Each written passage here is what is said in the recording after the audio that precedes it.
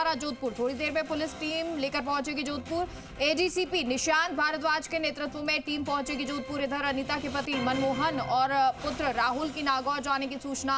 RLP कार्यकर्ता संपत पूनिया के साथ नागौर जाने की चर्चा है। तो अनीता चौधरी की हत्या से जुड़े मामले को लेकर चर्चा करेंगे। ये बड़ी जानकारी आपको दे रहे हैं, जहां एक तरफ गुलामुद्दीन पकड़ा गया, लेकिन अभी भी कई सवाल खड़े हो रहे हैं। सवाल ये है कि आखिर क्या वाकई गुलामुद्दीन इसके पीछे है या कोई और भी इसके पीछे है। पूछताछ होगी और उसमें शायद खुलासा हो।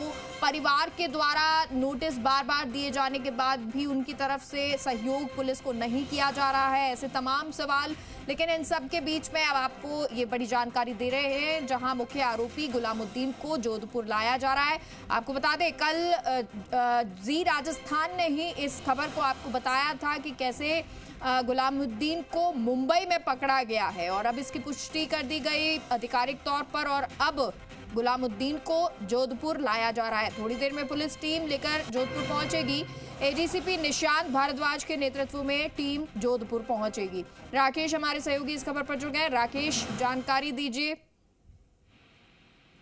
देखिए, अनीता चौधरी हत्या के मामले में जो मुख्य आरोपी है गुलामुद्दीन है, जो पिछले 8 दिन की मशक्कत के बाद आखिरकार दक्षिण मुंबई से गिरफ्तार हो गया है। पुलिस अब सुबह से ये कहा जा रहा है कि कुछ देर में लेके आएगी, कुछ देर में लेके आएगी, लेकिन अभी तक जो है पूरे मामले का बात करूं तो एग्जैक्ट टाइम जो है किसी ने खुलासा नहीं किया है कि कब तक पहुंचेगी, लेकिन यही कहा जा रहा है कि अगले 1-2 घंटे में जो है पुलिस जो गुलामुद्दीन को एडीसीपी निशांत भारद्वाज के नेतृत्व में जोधपुर लेकर पहुंचेगी और यहाँ पर उससे सबसे पहले पूछताछ की जाएगी। उससे संभवतः हो सकता है कि उसके बाद प्रेस वार्ता भी पुलिस कमिश्नर की ओर से की जाए। लेकिन वहीं दूसरी ओर जो परिवार, मतलब अगर बात करें मृतका के पति मनमोहन चौधरी की और पुत्र राहुल की, जो लगातार 8 दिन से जो तेजा छात्रावास में धरना दे रहे थे गुलामुद्दीन की गिरफ्तारी की मांग को लेकर, लेकिन जैसे ही कल रात को गुलामुद्दीन के गिरफ्तार होने की सूचना मिली, तब से वहां से गायब दिखाई दिए। हालांकि जिस तरीके से आज सर्व समाज का भी धरना था नई सड़क पर, लेकिन वहां पर भी नजर नहीं आए। तो ऐसे में चर्चाओं का बाजार जरूर गर्म था। इस दौरान अब जो सूचना मिली है कि संभवतः वो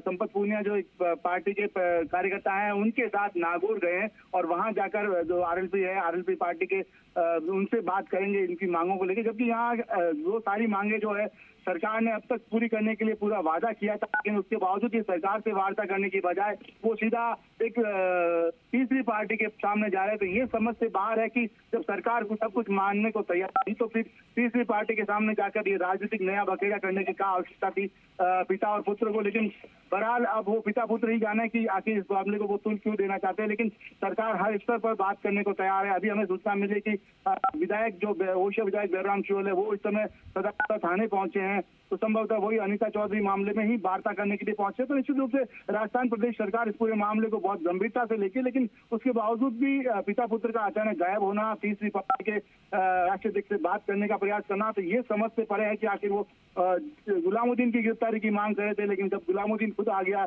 पुलिस की पकड़ में, तो उसके बाद पिता पुत्र यहाँ से गायब कैसे हो गए। चलिए ठीक है, बहुत बहुत शुक्रिया आपका राकेश इस तमाम जानकारी के लिए।